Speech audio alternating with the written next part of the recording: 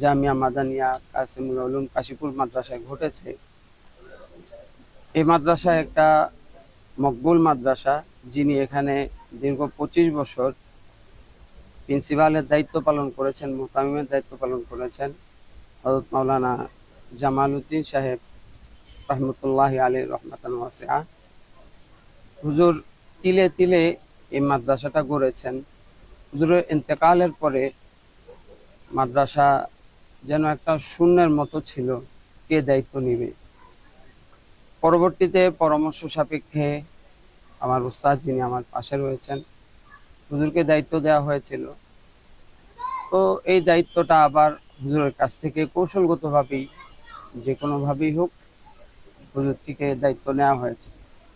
কিন্তু আমি একটা বিষয় এই মিডিয়ার মাধ্যমে নারায়ণগঞ্জবাসী এবং পুরা দেশবাসীকে, আলেম ওলামাকে জানাতে চাই যে আমার ওস্তাদ যিনি আছেন, তিনি কখনোই কোনো দায়িত্ব নেওয়ার ক্ষেত্রে কখনোই আগ্রহ প্রকাশ করতেন না, বরং দায়িত্ব দিলে তিনি আরো এটাকে ডিনাই করার চেষ্টা করতেন। যখন হুজুরকে দায়িত্ব দেওয়া হয়েছে কমিটির পক্ষ থেকে, আমরা যতটুকু শুনেছি, এক পর্যায়ে জোর করেই হুজুরকে দায়িত্ব দেওয়া হয়েছে। তারপরেও হুজুর মাদ্রাসার স্বার্থে, হুজুর যেহেতু মাজুর মানুষ, অসুস্থ মানুষ, তারপরেও মাদ্রাসার স্বার্থে দায়িত্ব নিয়েছেন। কিন্তু হুজুরের ব্যাপারে বিভিন্ন প্রপাগান্ডা ছড়ানো হয়েছে।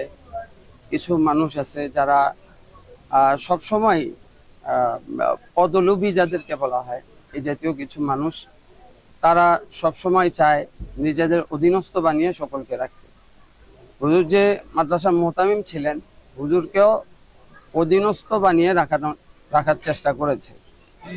এমনও এখানের ওস্তাদদের থেকে শুনেছি হুজুর কতটা শরীফ মানুষ। এটা যারা হুজুরের কাছে পড়েছেন, যারা কাছ থেকে দেখেছেন, তারাই বলতে পারবেন। উনি যিনি ছিলেন এখানে নাজিম হিসাবে, তো অনেক সময় হুজুরকে ডাকতেন। অথচ আমরা বিভিন্ন প্রতিষ্ঠানে দেখি যে দায়িত্বের দিক থেকে বড়, তার কাছে সকলেই যায়, কিন্তু হুজুরকে খবর দিতেন, হুজুর আসতেন, উনি মূল চেয়ারে বসে থাকতেন আর হুজুর পাশে এসে বসতেন। কতটা বিনয়ী হুজুরের মধ্যে ছিল। তারপরেও হুজুরকে কোনোভাবেই সহ্য করতে পারতেছিল না। সর্বশেষ গত কিছুদিন আগে হুজুরের ব্যাপারে একটা শোকজ নোটিশ পাঠানো হয়েছে, যেটা একেবারেই ভিত্তিহীন, যেটা উদ্দেশ্য প্রণোদিত ছিল। আজকে উদ্ভূত পরিবেশ এখানে সৃষ্টি হয়েছে একমাত্র উদ্দেশ্য প্রণোদিত হওয়ার কারণে, যেখানে দিন এখলাস বলতে কিচ্ছু ছিল না, সম্পূর্ণ স্বেচ্ছাচারিতা ছিল। এই স্বেচ্ছাচারিতার কারণেই আজকে এই ছেলেগুলো আন্দোলনে নেমেছে। মাদ্রাসার শিক্ষকরা পক্ষ হয়ে আজকে কমিটির কাছে আবদার জানিয়েছে এই লোকটাকে বহিষ্কার করার জন্য। আমি মনে করি এটা কেউ তাদেরকে শিখিয়ে দেয় নাই, এটা মিনজানিবিল্লাহ হয়েছে, আল্লাহর পক্ষ থেকে হয়েছে। অতএব আমি সকলকে উদাত্ত আহ্বান জানাচ্ছি, যা হয়েছে আল্লাহ তাআলার পক্ষ থেকে হয়েছে। আমরা এই আল্লাহর ফয়সালা মেনে নিয়েই আমরা ইনশাআল্লাহ সামনে পথ চলার চেষ্টা করব। এখানে উস্তাদ যারা আছেন, মুহাদ্দিসিনে কেরাম যারা আছেন, তাদেরকে বলবো আপনারা সুচারুরূপে আগের মতোই ইনশাআল্লাহ মাদ্রাসার নিয়ম কানুন, কাওয়ানিন জাওয়াবিত অনুযায়ী আপনারা মাদ্রাসা পরিচালনা করবেন। এই মাদ্রাসায় আমি কোনো নতুন কিছু না, নতুন উস্তাদও না। আমি এখানকার পুরাতন একজন উস্তাদ এবং অনেক দিনেরই উস্তাদ, প্রায় 17 বছর চলতেছে। তো আমার শিক্ষকতা এটাই আমার কাছে প্রিয়, এটাই পছন্দনীয়।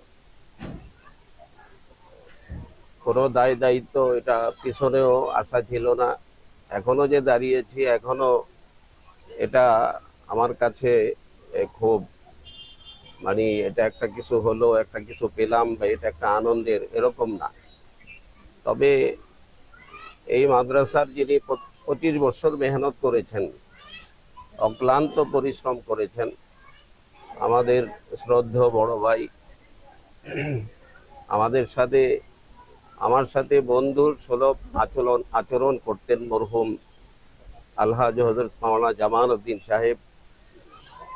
তো উনি আমাকে পেয়ে হুজুরের কাছে হুজুরের আনন্দটা, সাহসটা আরো বৃদ্ধি হয়েছে যখন আমি 2011-তে এখানে ঢুকছি।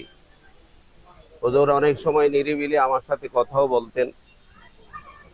হুজুরের হাতে ঘোড়া অত্র অঞ্চলের কিছু ওলামায়ে কেরাম আছেন, যার মধ্যে হযরত মাওলানা শাহজালাল সাহেব আছেন, মুফতি শরীফ সাহেব আছেন, সানি সাহেব আছেন। এরকম হুজুরের অত্যন্ত মানে আদর যত্ন সোহাগে এই প্রতিষ্ঠান শুরু থেকে নিয়ে শেষ পর্যন্ত ওনারা এখানে পড়েছেন। ওনাদের এই মাদ্রাসার প্রতি কি দরদ রাখা দরকার, এটা মুফতি মরহুম জামাল উদ্দিন সাহেবের কাছ থেকে ট্রেনিং প্রাপ্ত। এই জন্যে আমি আমার দেখায় 17 বছর এই ছেলেগুলো, শরীফ সাহেব, সানি সাহেব, ওনারা সব সময় মাদ্রাসার 100-তে 100। সালমান সাহেব তিনি তো হুজুরের একবারে মানে কলিজার একটা টুকরা ছিলেন, হযরত মাওলানা সালমান সাহেব। তো হুজুরকে মহব্বত করতেন, হুজুরের গড়া এই প্রতিষ্ঠানকে মহব্বত ছাত্র জীবন থেকে নিয়ে এই পর্যন্ত অদ্যাবধি করে আসতেছেন। এই প্রতিষ্ঠানের মঙ্গল এবং ভালো কল্যাণের জন্যে ওনারা সবসময় আলহামদুলিল্লাহ মেহনত করেন। আমি আমার দেখায় কখনোই দেখি নাই যে ওনাদের দ্বারা কোনো প্রতিষ্ঠানের ক্ষতি বা ওনাদের কোনো কার্যক্রমে কোনো ভুল আছে। তো এখন এই বর্তমানে যে পরিস্থিতি, এই পরিস্থিতি এটা কেন সৃষ্টি হলো এটা সকলেরই জানা।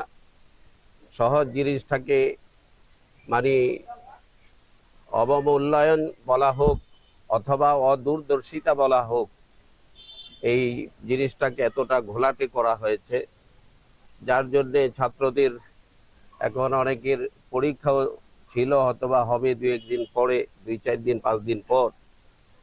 তো ছাত্রদের মহব্বত এবং ভালোবাসা মাদ্রাসার প্রতি, আসলে তারা যে আমাকে মহব্বত করতেছে, এখানে আমি কি, আমি তো একজন ব্যক্তি। এরা ভাবতেছে যে মাদ্রাসাকে মহব্বত, এটার একটা বহি প্রকাশ তারা মনে করতেছে যে মাদ্রাসার জন্য ভালো হবে, কল্যাণ হবে। এই জন্যেই তো ছাত্ররা যারা, তোমরা দিল থেকে মন থেকে, অন্য কোনো উদ্দেশ্য বা কোনো গরজ না, কোনো হিংসা না এবং কোনো প্রতিহিংসাও না, শুধুমাত্র দিন এবং দিনের স্বার্থে তোমরা এই কাজ করেছো, এটা আমি 100-তে 100 বিশ্বাস করি। আল্লাহ তাআলা তোমাদের সকলকে দ্বীনের হেফাজতকারী হিসেবে দ্বীনের সৈনিক হিসাবে কবুল ও মঞ্জুর করুন। এবং আরেকটা প্রেক্ষাপট যেটা ছিল, যে মাদ্রাসাটা গত 2 বছর আগে একবারেই স্থিতিশীল, কোনো রকম এর মধ্যে কারোর সাথে কারো দ্বন্দ্ব, একতেলাপ যেটা, সেটা কিছুই অবলোকন হয়নি। কিন্তু ইদানিং এসে আবার সেই আগের মতো একটু দলাদলির মতোই মনে হচ্ছে।